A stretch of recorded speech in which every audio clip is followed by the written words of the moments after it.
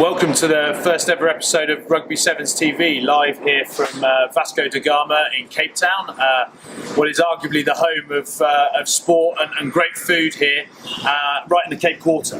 I'm joined by former England Sevens star Matt Turner and former South Africa Sevens and Kenya Sevens coach Vuyo Zangqa. Boys, great to see you. Yeah, it's great to be here. Great to be at this lovely restaurant in the middle of Cape Town. It's middle of summer here. It's just a beautiful place to be. Yeah. Well, better than the UK, right? Oh, hands down. Yeah, absolutely. Thanks, man. Thanks for inviting us. I think it's going to be a nice one to talk about the Sevens. Great stuff. So let's get right into it. I know that we've got a lot to cover, and we're gonna look back, we're gonna look forward, and hopefully we're gonna talk about now as well. So let's look straight back to begin with at rounds 3 and 4 of the World Series. Sydney and Wellington, arguably two very different tournaments. Wellington's been on the series for 15 years. Sydney has just exploded onto the series. But the story of it all was, of course, the All Blacks. I think we all remember here at Cape Town when they were down to 6 players and looked like a broken shadow of their former selves. And now, arguably, the All Blacks are back. How impressive were New Zealand Sevens, Vuyo? Well, I thought they were quite good. Definitely bringing. I think their bench made quite a good impact in terms of both tournaments. If we look at both tournaments, both finals, the bench sort of won in the tournament. I think they definitely on the up now, having gone through the Cape Town downfall. But still, I think there's a lot to look forward to. I mean, the inclusion of Liam Wilson and Sonny Bill again for the next 2 tournaments is going to be interesting to see. We talk about Liam Wilson and Sonny Bill, but what about the Ione brothers? How good were they, Matt? I know, they were brilliant. Winning player of the tournament, player of the final, and I think in both tournaments in the end. And it just shows they're bringing their power game in. You've got boys who are 108 kilos running it. 108 kilos. 108 me, about same size as you. Same size as me, running it at 10.5, a little bit slower than me. But it shows they're using their weapons right, and they're getting the results that they need. And it's exciting to see them play at this level again. Much has been made, and you mentioned it there, of Sonny Bill and the likes. Liam Wilson obviously coming back in this weekend. But if we look back at Sonny Bill, what were your thoughts on his debut 2 tournaments, Matt? I think you can see in Wellington he was kind of getting into the game more. Obviously doing what Sonny Bill Williams does, throwing offloads and trying to throw them in. I think for him he had to get used to the extra space around him and people running a little bit further away from him, supporting him. But I think Titchens did really well playing him at the right times, and I think he got eased in really well in that tournament, and I think there's going to be some good things coming from him in the next 2 tournaments. Yeah, what was interesting for me was the fact that whenever he made a mistake, he sort of got him back and threw that away, and then from there he created a try. So it was very interesting to see. And also, when I looked at the scrumming, he wasn't scrumming that well in Wellington, but when he got to Sydney, he had sort of got in the hang of it, which is why I think they scrummed him at tight head at times. So it's great improvement from We can't talk about New Zealand in either of those tournaments without talking about 2 incredibly good finals. Independently, South Africa and Australia both played their part. How impressed were you by the Box and by Australia? Start with the Box. Well, I thought the Box played very well in terms of, their playmakers. Roscoe Speckman played very well. He had an awesome tournament. I think if you look at the whole system, what people thought that was not enough experience in the team, they sort of backed themselves and they went for it. I was really surprised for them to clean out Fiji like the way they did. It was a very interesting one, and I thought from basically where they came from to the final, they were definitely the favourites in the final, and it was a pity for them to lose it at the end. Absolutely. And Australia, before we come on to perhaps how they lost it at the end? No, I think Australia's just always been a consistently good team. They don't win by huge margins most of the time. They find a way to win. You've got guys, Cam Clark back and all those boys. You've got the old head, Stannard, running around, doing his old head. Old head. And, they just complement each other. They don't win pretty, but they find a way to win. Yeah. I don't want to touch on it too much because I think they do an incredible job, but in both of those finals there was a bit of discussion about the officiating, and I think too much was made of it on social media where it got a bit personal about referees who I believe doing a fantastic job on the World Series, and it's a huge development tool for referees as much as it is for players. But as we move towards the Olympics, how important is it that the officiating is of the standard of Sonny Bill Williams, who's just fresh off winning a World Cup in the 15 of cycling? Yeah, I think the officiating is it's very important. If you look at games, can't be won and lost by refs. Games must be won and lost by the quality teams. And I think for me, I've always had this idea that any ref should ref any match, because at the end of the day, you don't look at where your passport is from or where you're from. You look at the mistakes on the field, and that's what you should be penalized on. So it's going to be interesting to see how they do it in the Olympics, because I mean, you're already getting 3 refs from South Africa going to the Olympics, which means that if South Africa in the final, there's 3 guys who can't ref. So it's going to be interesting to see how they're going to do it. But definitely, it's been great, and I think people just need to take it easy a bit. Those guys are human. Yeah, I mean, Matt, your experiences with officials on the World Series it's always been a good one. No, I mean, not always. But that's my personal opinion. You go. It's easy to blame a ref for something. I mean, obviously, like in that one game, there was 8 New Zealand boys playing on the field, but that's not New Zealand's fault. I know they took advantage of it. It's officiating, and in a game, everyone makes mistakes. Some people, the players throw a forward pass, miss a tackle. The ref might not make the right call, but it shouldn't come down to that. Throughout my career, we got taught to take the ref out of the game. Yeah. And if you let the ref dictate what you do, you've lost the game already. Sure. Which leads us on to this weekend and next weekend in the North American swing. Huge amount made of America as a growing rugby force, so much so that Brazil must now be the growing force, having beaten USA this past weekend. But not just from a playing point of view, from an interest point of view, Vegas has grown on the series, and it's become a real landmark tournament now. How big do you think it is that we're going to see the likes of Quade Cooper, Brian Abana, Liam Messon, Pat McCutcheon, Kankowski, Sonny Bill Williams this weekend, all running out in North America? I mean, it doesn't seem like that would have been possible only a few years ago.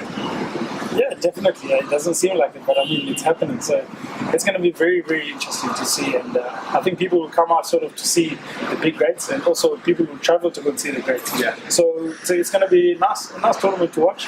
Obviously, we're watching from home, and we'll have to wake up or sleep late. Yeah. No, I mean, as you're saying, it's great to have these guys involved in the sevens. I find it very cheeky of them to make Vegas some of their first tournaments, and they're obviously backing it off as a holiday as well. So, I mean, I can't blame them. It's a great place to go. I think for America, having these big names go to America and play there, it'll just increase the viewing of the game, and hopefully have an effect of some of the younger people there who are humming and ahhing about football and rugby. Sure. To have great names like that playing, hopefully it has that impact. And you talked about Vegas, and I know it's been spoken about since they moved there from San Diego in 2010. City of Sin, obviously. Are there extra distractions, or is it just another tournament in another place? Yeah, obviously there's the obvious distractions there. It's again, you go in there as a professional sportsman. You get a few days off where you can go and experience it, go have a look around the sites. But at the end of the day, you're there to win a sevens tournament, and that's what you get paid to do. You're not there to have a good time and party like everyone else, walk around with a guitar full of alcohol. So, it would be a dream, but it's become a professional sport for athletes. We talked about it off air, about the narrow field, and you were talking about the fact that it's slightly wider this year. Even though it's slightly wider, it's still going to be, as World Series fields go, a narrower field. How much of a big impact does that have in coaches' mindsets, players? I think you sort of have to prepare for it. What we used to do in in South Africa, we used to narrow our training fields, sort of trying to prepare for the width. But at the end of the day, it's gonna come down to who wants it the most, and who's gonna make their tackles, who's gonna create the tries. So as much as we can talk about the field, I know they've changed it a little bit this year. They added a bit more meters. They're also changing, I think, from the top grass pitch to an Astro. So it's going to be interesting to see how it works on TV. And also the first time that the Sevens World Series is going to play on the Astro. So we'll have to see how that's going to go. There's some big games, as there always is. Slightly different because it's group stages obviously spread over 2 days, with Saturday morning becoming an important day, and it's also when the big games are being played. But I'm going to throw some games at each of you. couple of thoughts on that game, and then a prediction of winner of that particular game. So I'm going to start big in every sense of the word. Samoa, Fiji. Matt Turner, thoughts? It's a clash of the islands, you know. It's this narrow field. They're going to run at each other. It'll be an exciting game. I think, off the top of my head, Fiji have the upper hand at the moment in that department, in the physical battle and the skills department. But we both know they both won there recently, and they both get good support there, so you never know. Argentina, Fiji in another group, part of the group of death. They played each other in the last rounds in group stages. Fiji just a little bit too good, or can Argentina beat them? Yeah, I mean it's in North America. It's closest to home for Argentina, so I think it might be a good one to watch. But as we know, Fiji are in the top class. I mean, they're not number one now for nothing. So if Argentina come up with the right game plan, come up with the right tempo and intensity, I think they might give the Fijians a bit of a run. Okay. This one's got to go to you, Matt. Your old boys in England against Stannard and Jenkins and co for Australia. Yeah, I'm going to go with England, obviously. He says whilst in Cape Town. Yeah, the legions. Again, England-Australia, always a great game. Always have good clashes, always tries at the end and win the games. It's going to be the team that look after the ball the most in this game. Both teams kick the ball very well. As Vuyo said about the field size, it's going to take an extra phase to get that space you need down the middle. It's the width of the field. And I think, as I said, the team that keeps the ball is going to win that. So we talk about keeping ball, and I've seen online USA are doing around the breakdown, and South Africa are probably arguably the kings of the breakdown at the moment, and they play each other in the final game of the group stages. So USA, South Africa. Oh yes, that one is going to be Siabelo and Colin Alshaw. So I think if South Africa, looking at South Africa, they'll have to keep the ball just to make sure get the Americans tackling. And obviously for Americans to try to keep the ball away from South Africans. So because you've got the likes of Habana coming in, you've got the likes of experience of Brian Konkowski coming in. So it's going to be a tough battle between the two. But I think South Africa should come away with it.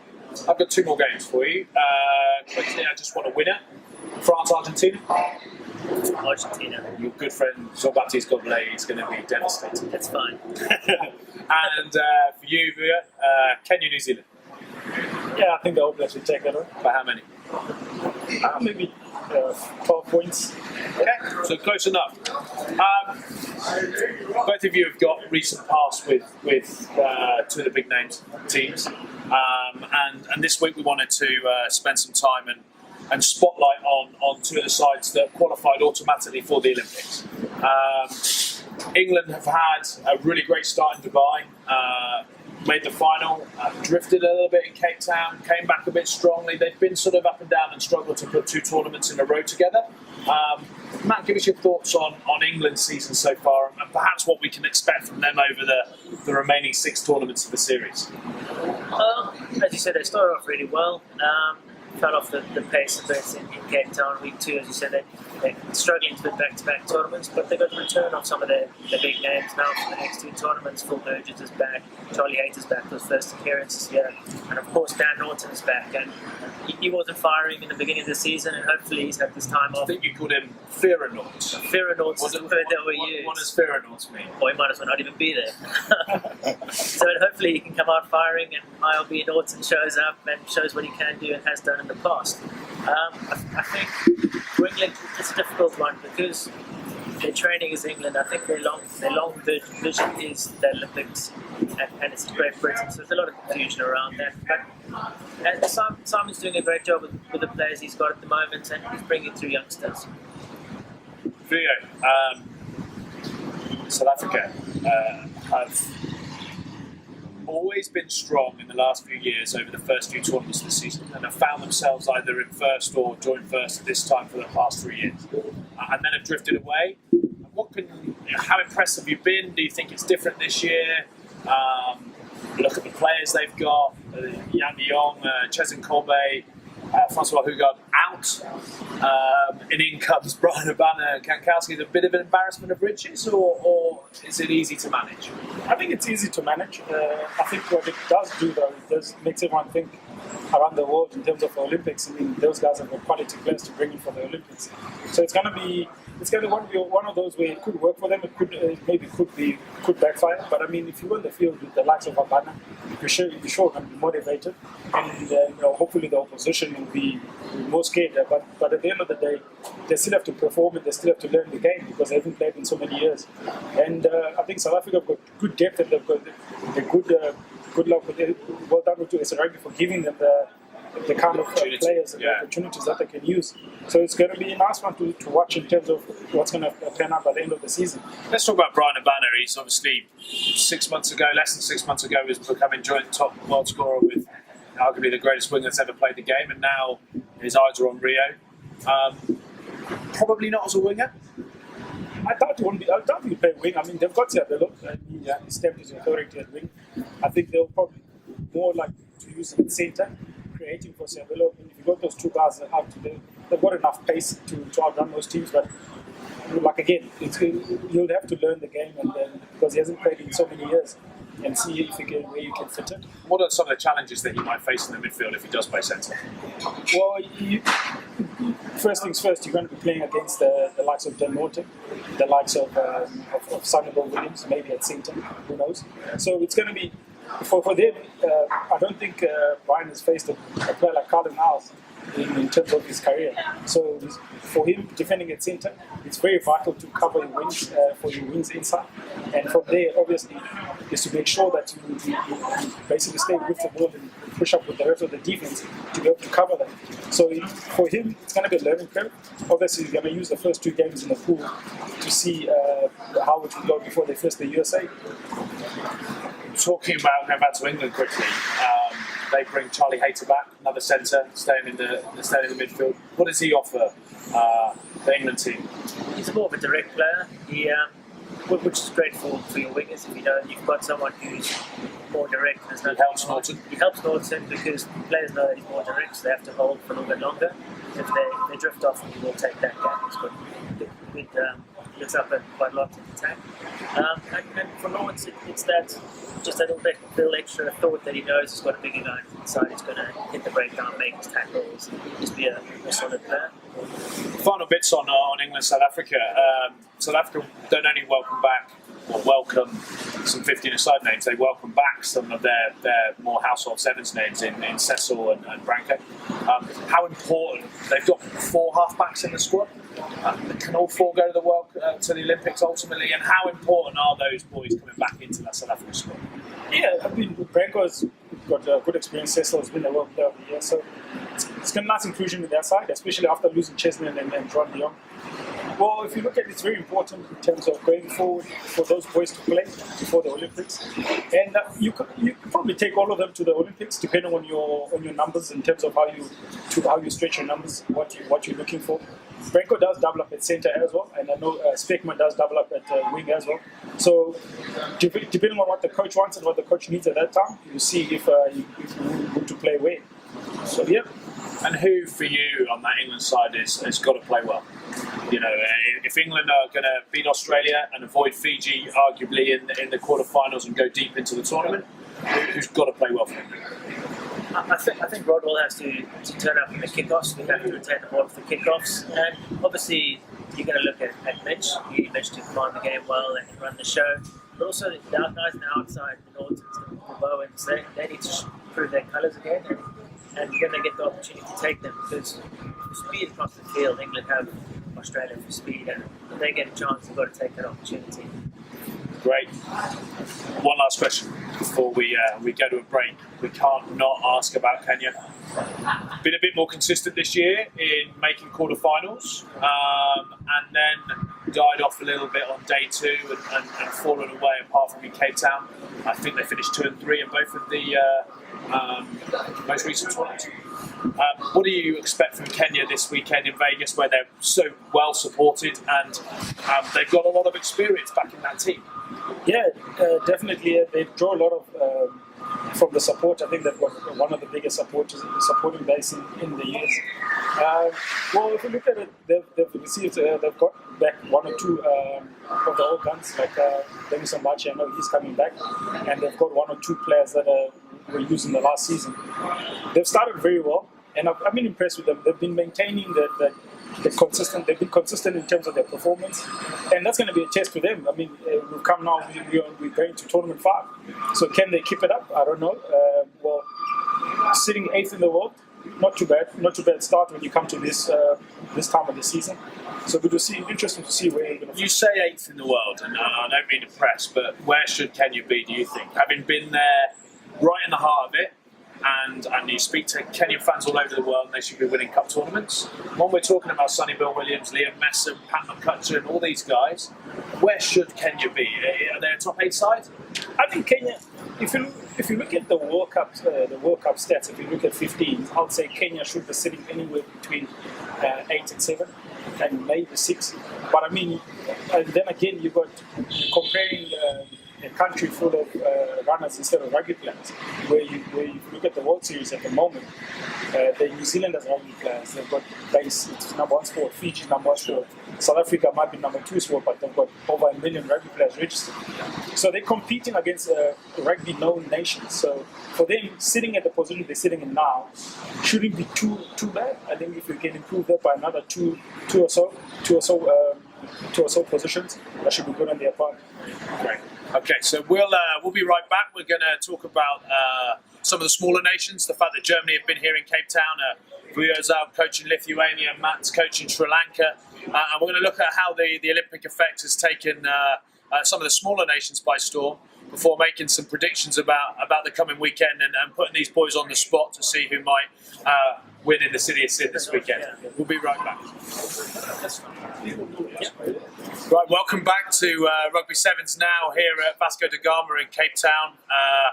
I'm here with Vuyo and Matt, and we're looking ahead to Las Vegas and Vancouver. But before we make some predictions of the weekend, we want to talk about some of the smaller nations and how the Olympics has transformed that. Well, I know you both have had direct impact on that. Matt, talk to us a little bit about Sri Lanka and your experiences in Sri Lanka. Yeah, Sri Lanka. It's a small nation, as you said. They love the game. It's exciting over there. There's all good intentions for the sport. Obviously, our next challenge is Monaco, the World Reportage. We got ourselves into there after performing well, good enough in Hong Kong. As you said, it's a small nation. We were talking about it in the break about opportunities for the smaller nations aren't quite there yet, and that's what we would like. So we can have these conversations where it could be Lanka versus Lithuania with Vuyo, and we can have those games and just grow the game through that. It's a great opportunity for young coaches or aspiring coaches to go and, I don't like the term give something back, but guys from bigger nations go and give their experiences into the smaller nations. Is that something of things you've found with the nations that you've worked with? Yeah, definitely. I think if you look at, there's only so many teams that you can coach on the top level. So for us guys who are going into the game, I think it's good to start obviously with the smaller nations, get the challenges going, and obviously one day when you get a big call up in the big nation. You've obviously been on the World Series with Kenya and have coached with Paul both there and spent some time at the South Africa Academy. How much of a benefit do you think that will be for you now you're going to coach in Europe and Lithuania? Well, the way I look at it, it can only be an advantage for me because I started with South Africa, which is a professional side, fully professional side, and then I went to Kenya, was sort of semi-professional, and then I moved into an amateur side. So now, the way that I can try to grow the sport there is obviously from a professional background and try influence them to actually back the sport, because I believe the sevens game, especially when you look at Lithuania, their number 1 sport is basketball. So they've got the physicality, they've got the height. So it's just maybe to turn some of those players into rugby players. So. And just quickly, I'm intrigued by this. Fiji, South Africa, England, it's quite obviously performance, right? They're judged on their performance based on their World Series results. The programs that you're involved with have their own caveats of performance, of course. You're expected to do this, that, or that. But is it development or is it performance? Or is it a bit of both? Well, for me, it's a bit of both. But for the union, it's about performance. So, but performance, there's not so much pressure in terms of what they finished last year, which they finished 9th in the European Series. So this year, they want to finish above that. So it's not so much about performance, but for me, it's about developing the game for them and making sure that it's sustainable when I leave. And Matt, Sri Lanka finished fourth and finished third on one of the legs. Performance a little bit more so for those guys? I think it is because of the club rugby there. It's all based on performance, and obviously they want results. As we were saying, is every team wants to get one position better.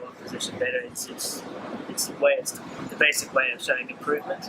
But there is that element of development that needs to be implicated over in Sri Lanka, and I think with that development comes those results. Sure. Okay, so let's get on to some predictions. Las Vegas this weekend, round 5 of the World Series. It's always interesting, spread over 3 days. I'm going to throw out Shield, Bowl, Plate and Cup at you, and you're going to let me know who the winners are. So, Shield. Canada. Japan. Right, it's the same as when we went through the run-through. Well done, boys. Bowl. France. I got Canada. Okay, now we're getting on to the good stuff, right? So we're in the plate now. Who's going to finish 5th? England. Australia. Interesting. I'm trying to work out what that means. You think England will beat Australia in the groups? Well, you can have it. Okay, so now we get on to the real good one. Who are going to be our cup champions in Las Vegas this weekend? I think Fiji. I'm going to have to agree with you. I think Fiji this time. Oh, Gent, you went on a real limb there, didn't you? Yeah. So you chose the number 1 side in the world to win on the narrow field. It does lead us on to something perhaps a little bit more important than rugby. Fiji obviously were winners last year in Las Vegas, so they go defending their title and they really turn their form on. But there's been a huge tragedy in Fiji over the last few days, and I know it's touched people in the rugby world all over the world. I know that a lot of our friends live in Fiji, and Spain have been there, and it's been fantastic to see the rugby spirit and the rugby community as Spain not only helped prepare for the hurricane, but then also donated their winning prize, I believe, Matt. Yes, they won the tournament. They were playing out there, and instead of taking the money and running, they actually donated it back to the Fiji fund. Great. So that leads us on to something. If you'd like to make a donation to the rebuild of Fiji and to help some of the families that have been so affected by the tragedy of Cyclone Winston, please go to the website that's currently up on the screen and make some donations. Every little bit helps, and I know Ben Ryan and Chris Cratnell and their boys this weekend are going to try and put the bullet back on the faces of the Fijian supporters. Which leads us on and finishes us up here. It's been a fantastic first episode of Rugby Sevens TV. I know we didn't really get much of a chance to talk about Vancouver. I know that our next episode we'll certainly look forward to that, because it's a sellout in the west coast of Canada and another really exciting leg of the World Series. Matt Vuyo, thank you so much for joining me today at Vasco da Gama in Cape Town. And we've been Rugby Sevens TV, and thanks very much. Thanks, guys. Cheers.